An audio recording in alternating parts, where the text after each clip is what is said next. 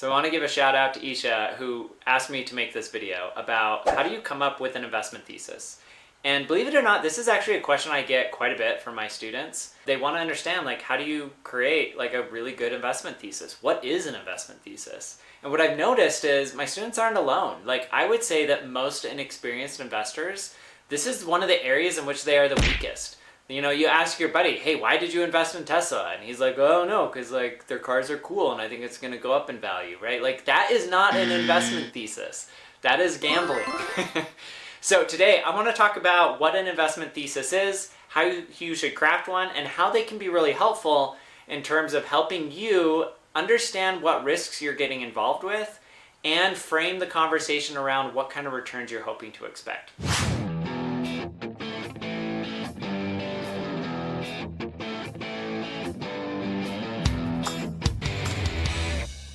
Before we dive in though, tell me down in the comments, what investments did you made that where you know, maybe you didn't have a clear investment thesis? And how do you feel about it now? Alternatively, if you did have a good investment thesis that totally played out, I want to hear about those down below as well. Okay, so what is an investment thesis? Well, I kind of think about an investment thesis as like an elevator pitch. Imagine you are on an elevator and you only have a certain amount of time to convince the other person in the elevator not only about like what your investment is and why you're making it, but convince them to invest as well. That really is the heart of an investment thesis. So what does that mean? That means that you're describing what the company does, why it's unique, why it's special, why it's going to generate this like home run return for you. That is the core of a good investment thesis. It's also like the flip side of the coin from an investment thesis is kind of the quick pitch from an entrepreneur on their company and why they're excited about it. They're really two sides of the same coin. Okay, so let's break down an investment thesis into its different pieces. So in my opinion, the first part of a good investment thesis is to understand the pain point and the size of the pain point that a company is solving, right? So you might say like, hey, people are looking for convenient food. Ta-da! We have McDonald's, right? It may not be the best food, but it sure is convenient, right? That is what you're trying to go for. You're trying to understand like what is the key pain point that a company is solving for its target customer. Then you want to understand how broadly felt is that pain point and how deeply felt is that pain point. Because you could have like, you know, vitamins, for example, not a super depth of pain there, right? It's like, yeah, I should take my vitamins, but if I don't, it's really not going to hurt me today, right? Versus if I have a migraine, I am taking like whatever medication, painkiller I can get my hands on, right? That's got a lot of depth of pain. The flip side is, you might also, when you think about breadth, how many people are filling that pain point? Well, look, the vitamin industry is actually a really big industry. It's multi-billions of dollars because like everybody should take their vitamins. So even though it's not super deep, it is super broad. What you're looking for as a venture investor typically is you're looking for both depth and breadth, right? And so you want to be thinking about like total market size, right? Which is depth times breadth.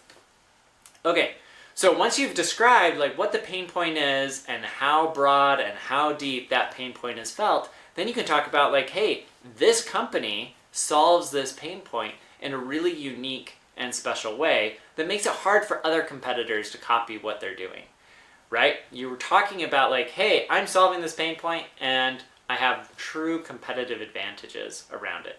Stay tuned, because at the end, I'm going to walk you through an example of an investment thesis for one of my favorite investments I've ever made. Another question you should be asking yourself, especially if you're a venture capitalist, is why now?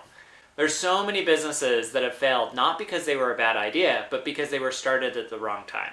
I mean, the whole dot-com bust is basically the story of bad timing, right? You could go through like all of the big high flyer names that failed, right? Like pets.com, not a terrible idea, right? Look at how many pets related e-commerce sites there are on the web today. Tons, billions and billions and billions of dollars generated off pets online, right? Not a bad idea.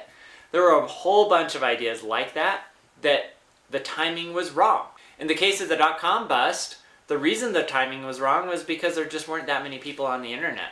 So what you need to figure out is, why does this pain point need to be solved in this way today? And why is now the only time that it could be solved that way? Because you don't want to be too early, right? Like pets.com. You also don't want to be too late. If you're too late, like the opportunity has passed you by. It's not like you can set up a new Airbnb and compete successfully against the current incumbents, right? That opportunity has come and gone. It's too late now. To me, understanding the why now, the timing, is one of the most critical parts of a good investment thesis for why everything should line up perfectly for this company to be successful at this point in time. The next piece that's really important is to understand how you're going to get your money back out. What's the ultimate outcome? Particularly if it's a venture stage deal. If you're in the public markets, you can buy and sell whenever. Although even then, you should have a share price or an outcome or a milestone that you are targeting at which point you will sell. Now, in this particular case for venture capitalists, it's hey, can the company scale to 1 to 200 million in revenue and still be growing at north of 40% year over year and therefore be a likely candidate to go public and trade on the public stock exchanges? Or does your company get to a place where it becomes super attractive to a whole bunch of buyers? If you think about Pixar, it's a company everybody knows and understands, right?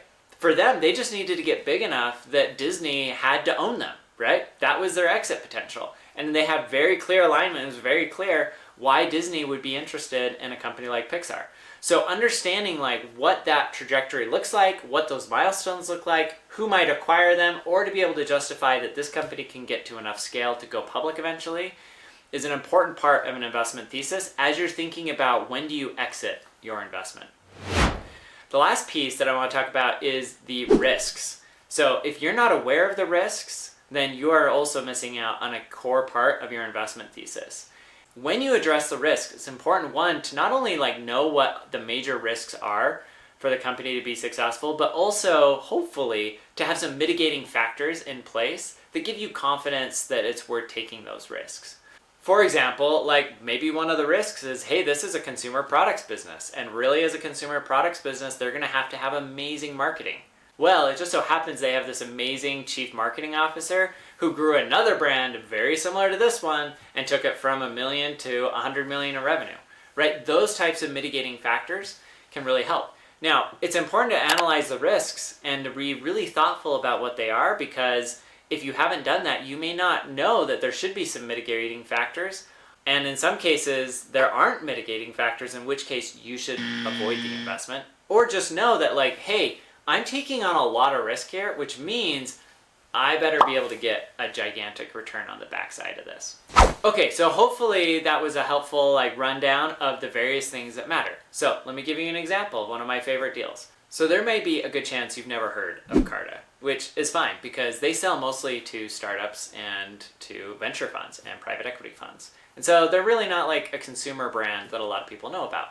When I first started working in venture capital 15 years ago, we had a safe. And in that safe, we actually had paper stock certificates. So when we made an investment in a company, they would actually mail us a piece of paper stock certificate. Now, that feels kind of silly in today's day and age, right? Well, Carta was the first company to really take those paper certificates, make them electronic, and do it at scale.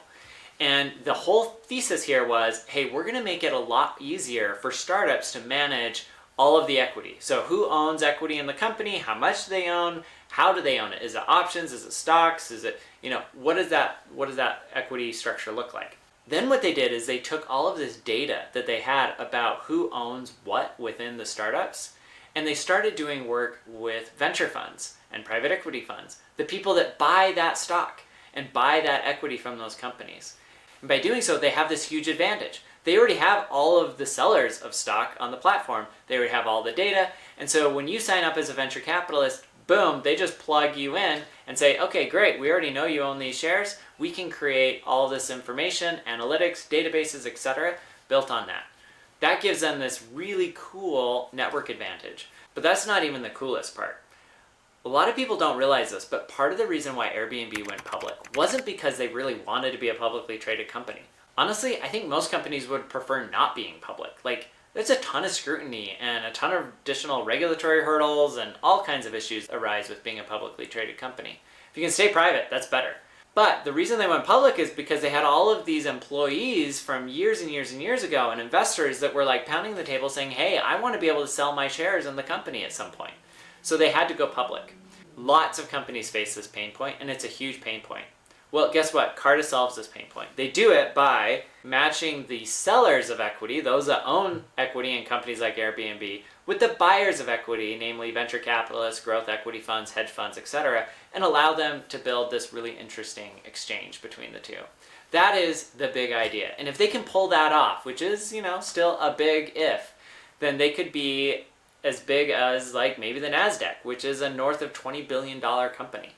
That is like the big upside here. Now, there are a lot of risks on their ability to get there. One, it's really challenging to build an exchange. They have to build up all of both sides of that marketplace, which can be really challenging. The flip side is they are the number one provider of cap tables and electronic shares today. They are also building incredible product for venture capital funds to help them manage their whole side of the business. I mean, obviously we're a customer, and what's great is instead of sitting in spreadsheets, you have a software product that automatically manages all of those things for you, calculates your returns, communicates with your investors, does all of that on an automated basis, which is a huge advantage. So anyways, hopefully it's a helpful example of my investment thesis in Carta, and you can understand like why I'm so excited about the company. Now, I'm not trying to sell you on it. I'm just trying to give you an example of what an investment thesis might sound like. Now, yours might sound different, and that's fine.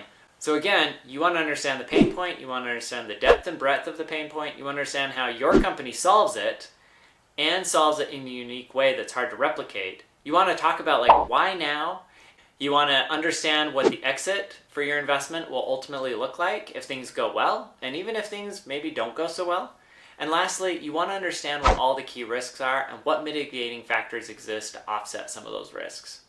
If you enjoyed this video and you want to learn more about Carta, or you just want to hear a more in-depth breakdown of my investment thesis in that company, check out my other video where I do an in-depth review of Carta and why I made that investment.